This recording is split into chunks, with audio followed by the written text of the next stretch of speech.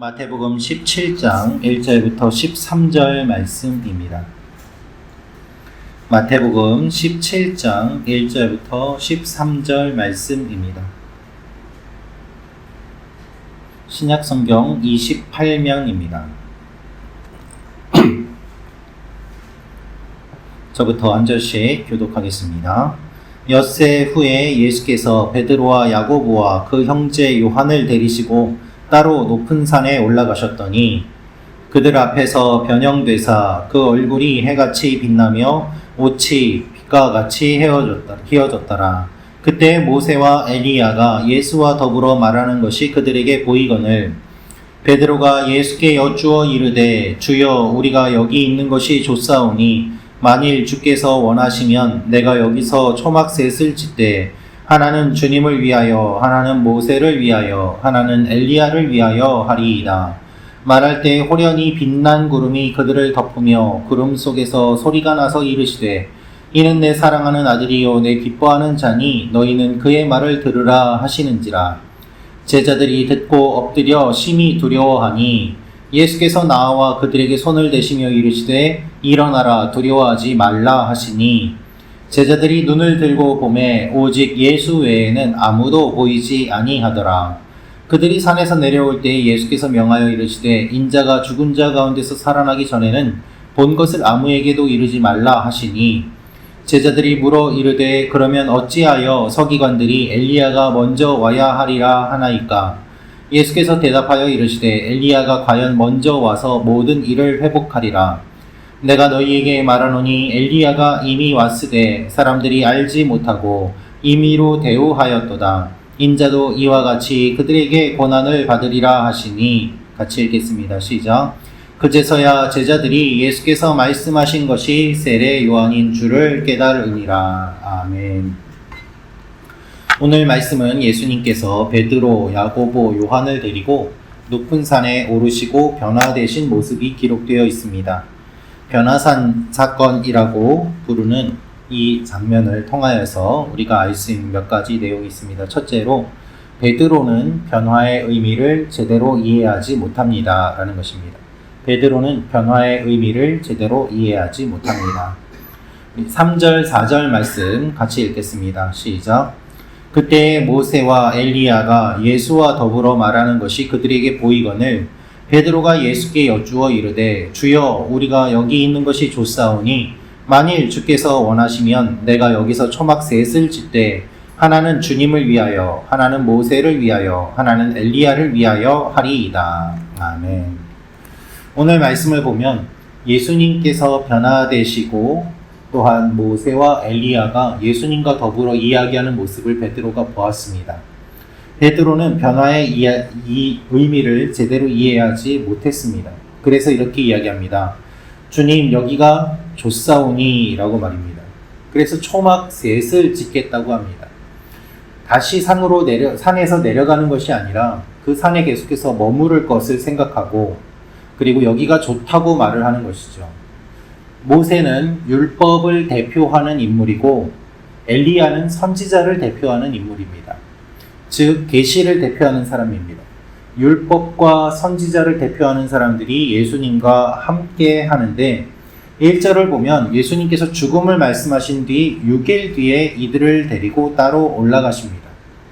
어떻게 보면 베드로와 야고보와 요한은 다른 제자들보다 더 주님이 사랑하셨고 따로 데리고 올라가실 정도로 특별하게 생각을 하셨는데 이렇게 구별되어 특별히 예수님과 함께 지냈던 사람들조차도 예수님께서 변화되신 의미를 제대로 알지 못하고 그 뜻을 해석하지 못했다는 것입니다. 예수님께서 변화되신 모습은 원래 왕이신 주님의 모습 그대로를 드러내시는 것입니다. 사실 우리가 이 변화산 사건을 생각할 때 주님이 하얗게 변화되셨다라고 보는 것보다는 원래의 주님이 이렇게 영광스러운 분인데 인간의 몸으로 잠시 내려오셨던 것이다 라고 생각하는 것이 맞을 것입니다. 율법과 선지자를 대표하는 두 사람이 예수님과 같이 있다는 것은 구약 전체가 예수 그리스도 안에서 완성이 되고 성취되고 주님이 오심으로 그 일들이 이제 완결을 짓겠다는 의미가 담겨 있습니다. 이 중요한 상황에서 베드로가 끼어들고 제대로 해석을 하지 못한 채 초막을 짓겠다고 이야기를 하고 있는 것입니다. 여러분, 우리는 우리의 삶에 하루에 일어나는 일들을 제대로 이해하지 못합니다. 이 일이 지금 어떠한 의미가 있는지 우리 눈에 보이는 것들을 보면서도 해석할 능력이 없습니다. 영적으로 어떠한 일이 일어나는지 잘 모릅니다. 내가 모르는 영역에서 하나님이 나를 위해서 어떤 일들을 진행하고 계시는지 알 수 없습니다. 그래서 기도해야 됩니다. 우리가 눈을 뜨면 눈에 보이는 것만 보이지만 눈을 감으면 눈에 안 보이는 것들을 볼 수 있습니다. 눈에 안 보이는 영적인 일들을 보기 위해서는 눈을 감아야만 하는 것이죠. 영적으로 깨어 있어야 됩니다. 항상 겸손해야 합니다. 주님이 원하시는 삶이 바로 이것입니다. 오늘 내가 만나는 사람들, 내가 하는 일들, 그 뒤에 어떠한 영적인 일들이 일어나는지 우리는 잘 모르지만 그렇기 때문에 하나님께서 지켜주시도록 기도할 필요가 있는 것입니다. 두 번째로 알 수 있는 것은 예수님께서 두려워하지 말라라고 하십니다. 예수님께서 두려워하지 말라라고 하십니다. 우리 7절, 8절 말씀 같이 읽겠습니다. 마태복음 17장 7절, 8절 말씀 시작. 예수께서 나와 그들에게 손을 대시며 이르시되 일어나라 두려워하지 말라 하시니 제자들이 눈을 들고 보매 오직 예수 외에는 아무도 보이지 아니하더라. 아멘. 하늘에서 소리가 들렸습니다. 예수 그리스도를 기뻐하시는 하나님의 소리가 들렸습니다. 예수님이 공생에 시작하시기 전에 세례를 받을 때 하나님께서 하늘에서 소리를 들려주셨고 오늘 마태복음 17장 말씀을 보면 17장 5절에 빛난 구름이 그들을 덮으며 구름 속에서 소리가 나서 이르시되 이는 내 사랑하는 아들이요 내 기뻐하는 자니 너희는 그의 말을 들으라 라는 음성이 들려왔습니다. 하나님의 이 음성을 들은 제자들은 두려워하였습니다. 왜 그럴까요?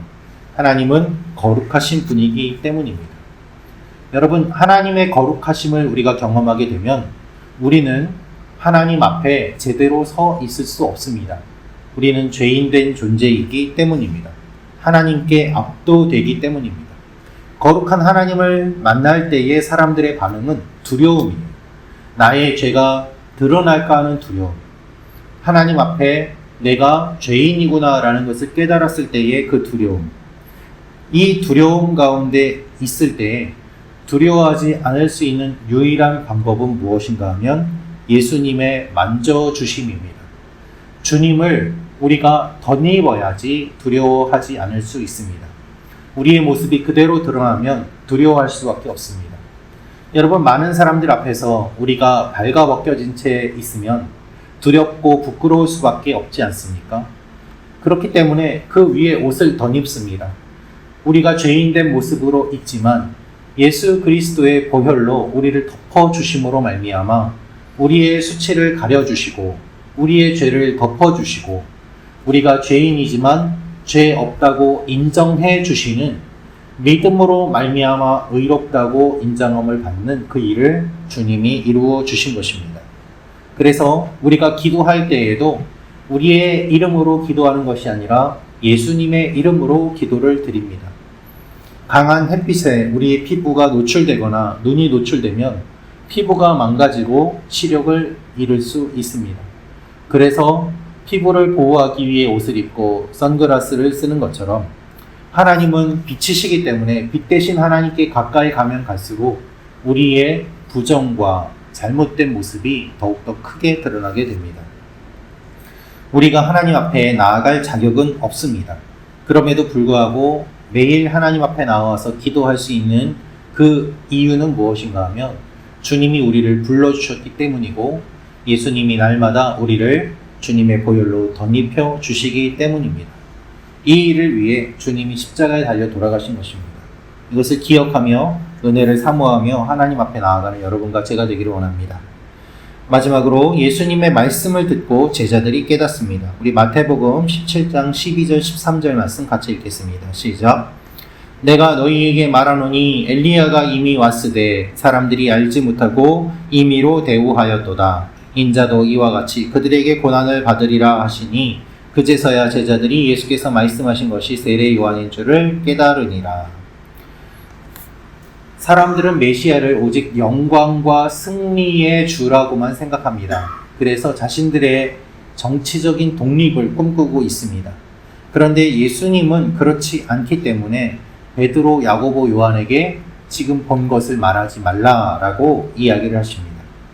엘리야가 이미 왔는데 사람들이 그를 알아보지 못하고 제대로 대우해주지 않았다. 나도 그렇게 할 것이다 라는 말씀입니다. 제자들은 예수님이 말씀하신 엘리야가 누군지를 나중에 깨달았습니다. 예수님이 말씀하신 엘리야는 세례 요한이었던 것입니다. 그래서 그제서야 제자들이 예수께서 말씀하신 것이 세례 요한인 줄을 깨달으니라 라고 이야기를 하고 있는 것입니다. 마지막 선지자였던 요한의 그 사역을 사람들은 이해하지 못했습니다. 여러분, 예수님과 함께 오랜 시간을 지냈던 제자들이지만 여전히 모르는 것이 많습니다. 주님이 말씀해 주시지 않으면 모르는 것이 많습니다. 이것이 당연합니다. 그래서 우리가 날마다 주님의 말씀에 귀를 기울여야 되는 것이죠. 하나님의 말씀을 다 안다고 하는 사람들을 가장 조심하십시오. 하나님의 말씀을 다 깨달았다고 하는 사람들을 가장 주의하십시오. 그들은 거짓 선지자이기 때문입니다. 성경을 안다고 하는 사람들이 오히려 예수님을 죽이려고 합니다. 항상 날마다 새롭게 주님의 말씀을 읽으면 읽을수록 모르는 것이 더 많아지고 깨달을 것들이 더 많아집니다. 그리고 깨달을수록 더 깊은 말씀의 의미를 깨닫게 됩니다. 한 번 읽고 다 깨닫는 사람은 아무도 없습니다. 일생을 쏟아도 깨달을 수 없습니다. 그래서 우리가 주님의 말씀을 날마다 읽고 묵상하며 이 말씀 앞에 겸손해야 되는 이유가 이것입니다. 이 아침에도 이 말씀을 기억하며 하나님 앞에 겸손히 나아가는 여러분과 제가 되기를 소망합니다. 기도하겠습니다. 참 좋으신 아버지 하나님, 주님께서 제자들과 함께 하셨음에도 불구하고 제자들이 주님이 어떠한 분인지 여전히 알지 못하는 모습을 저희가 봅니다. 주님, 우리가 주님을 믿는다고 하면서도 여전히 주님에 대해서 저희가 더 알 것들이 많고 저희가 아는 것보다 주님을 모르는 것이 더 많음을 고백하며 나아갑니다. 주여, 날마다 주님과 동행하게 하시고 주님과 친밀하게 하시고 주님의 마음을 알아가는 하나님의 사람들이 되게 도와 주시옵소서. 이 아침에 기도할 때 성령께서 지혜와 계시의 영으로 우리 가운데 임재하여 주시고 오늘도 하루를 살면서 하나님이 어떠한 분인지를 경험하는 하루가 되게 도와 주시옵소서. 이 새벽에 기도하러 나온 우리의 기도에 주님께서 응답하여 주시고 또한 원근각지에 있는 우리 교회 성도님들 오늘도 동일한 은혜를 더하여 주옵소서. 오늘도 하나님께서 우리를 지켜주시고 붙잡아 주실 것을 믿고 감사드리며 예수님의 이름으로 기도합니다. 아멘. 계속해서 기도하다가 돌아가시기 바랍니다.